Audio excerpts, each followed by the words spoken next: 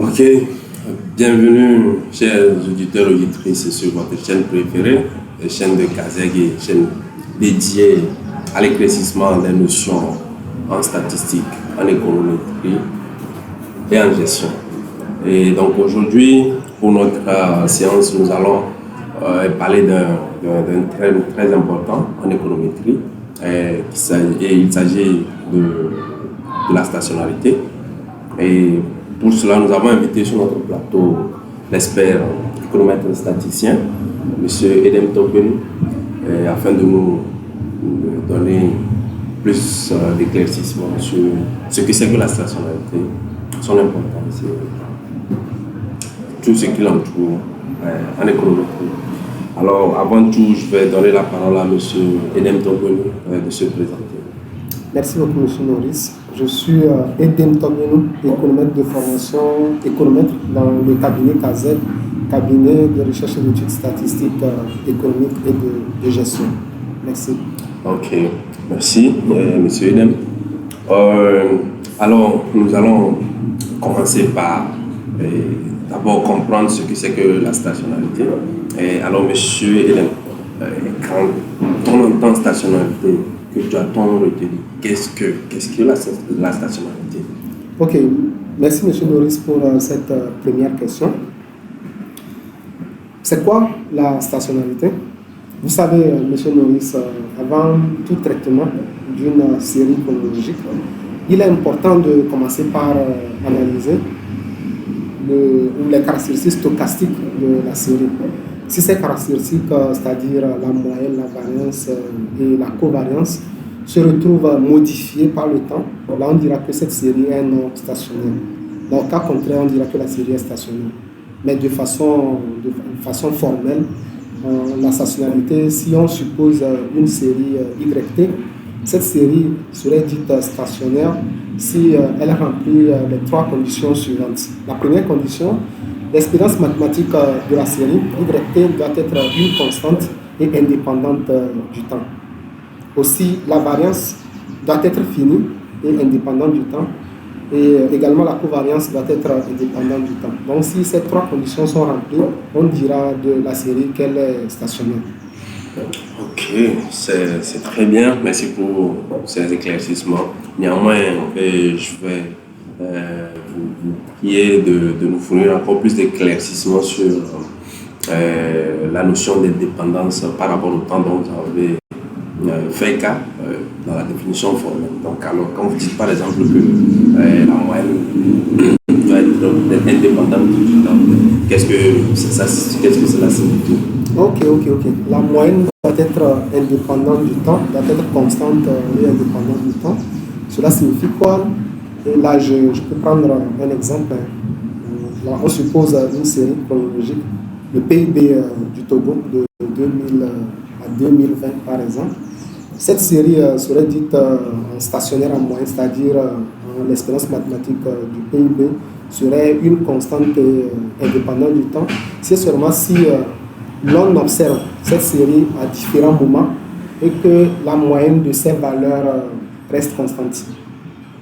Donc on peut prendre la série de 2000 à 2010, on calcule la moyenne, et après on calcule de 2010 à 2020. Si on trouve une valeur qui est constante, là on dira de cette série qu'elle est stationnaire en moyenne, c'est-à-dire la moyenne est indépendante du temps. Ok, merci pour l'éclaircissement sur cette notion d'indépendance par rapport au temps.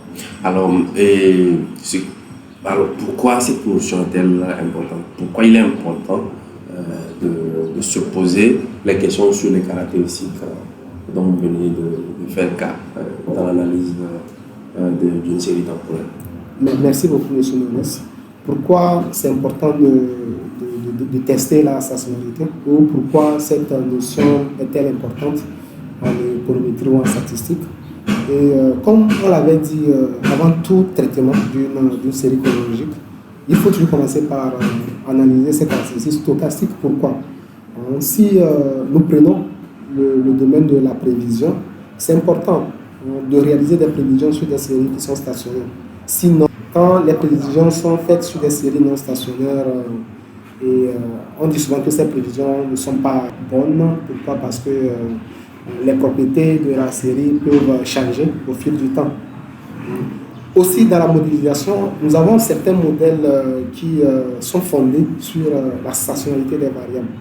C'est-à-dire qu'on ne peut utiliser ces modèles si les variables ne sont pas stationnaires. Je vais parler par exemple du modèle VAR ou du modèle ARMA qui font appel qu'à des variables qui sont stationnaires. Donc, vous êtes d'accord avec moi que ce test de stationnarité est un test pré-estimation.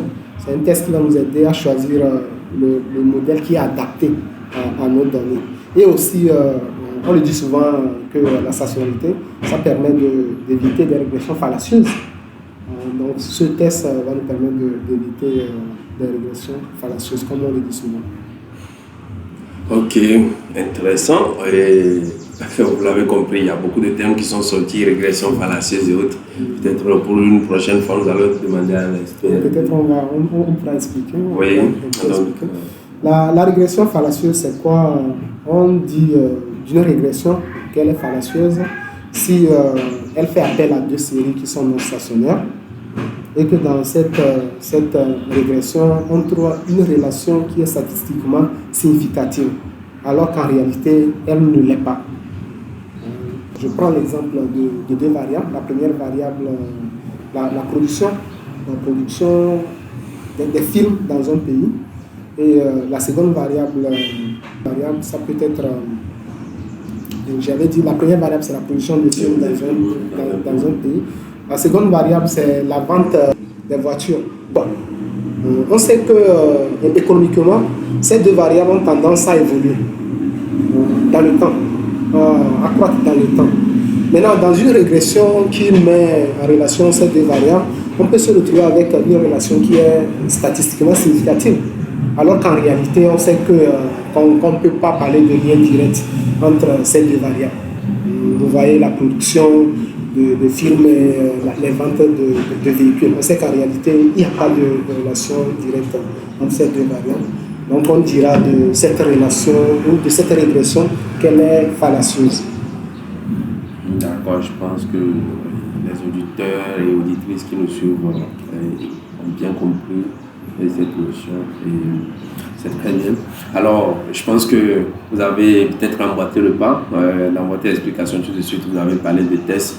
Donc, la question qui suivait, c'était peut-être de nous dire comment on peut tester la stationnarité, comment on peut déterminer si une série temporelle est stationnaire ou pas. Ok, merci beaucoup, M. Maurice. Vu que cette notion est capitale dans les analyses économétriques et statistiques, il est important de chercher à voir si une variable est stationnaire ou pas. Mais la méthode qui nous permet de savoir si une variable est stationnaire ou pas, c'est ça qu'on appelle en économétrie les tests, les tests de stationnarité.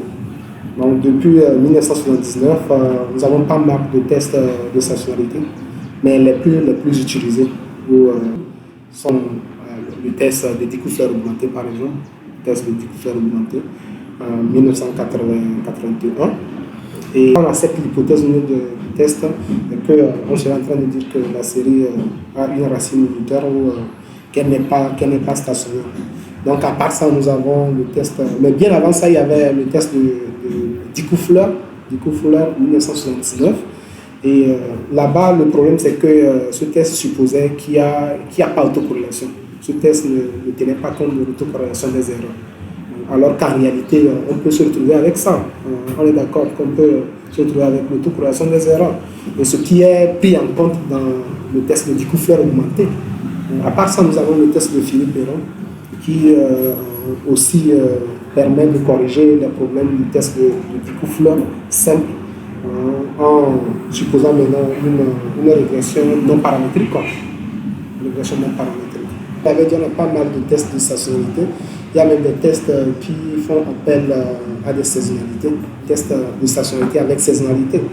Il y a des tests avec rupture structurelle qui prennent en compte des ruptures structurelles dans les séries.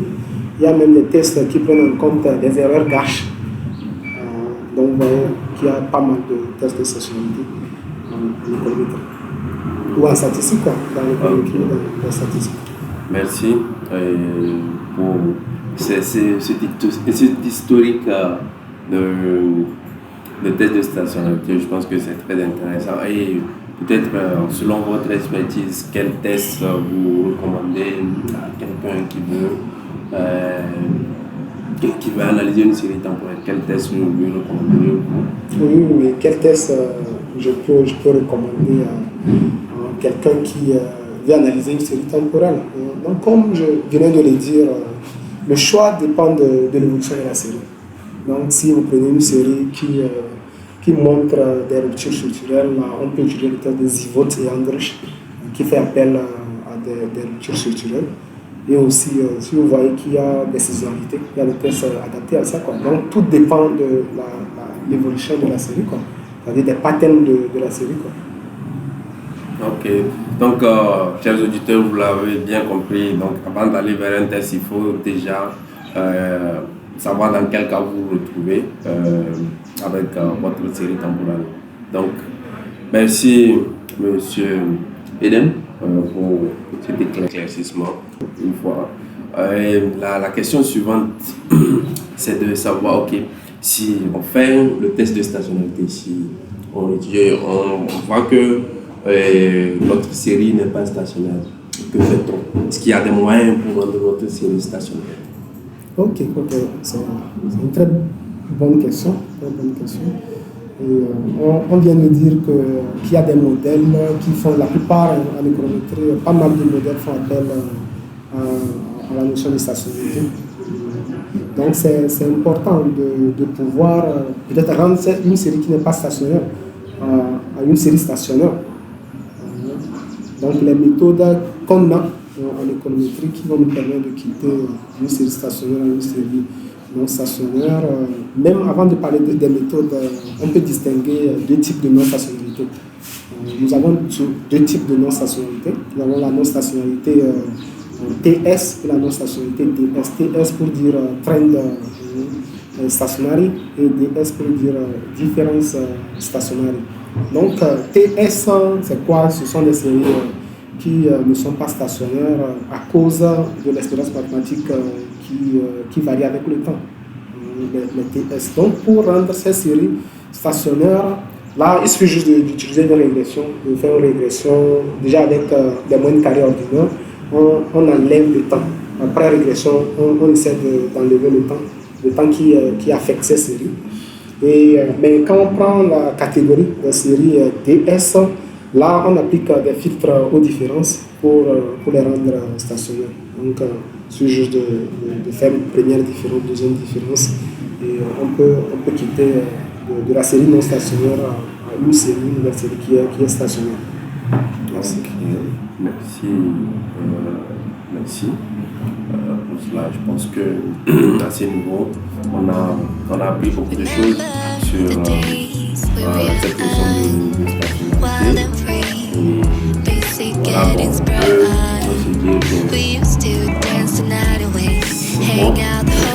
se dire Ok, mais quand même, s'il y a des questions, tu me laisses les commentaires. exactement, absolument. Et surtout, on leur demande de s'abonner, quoi.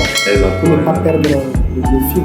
Il y a pas mal de vidéos qui vont être publiées sur notre chaîne.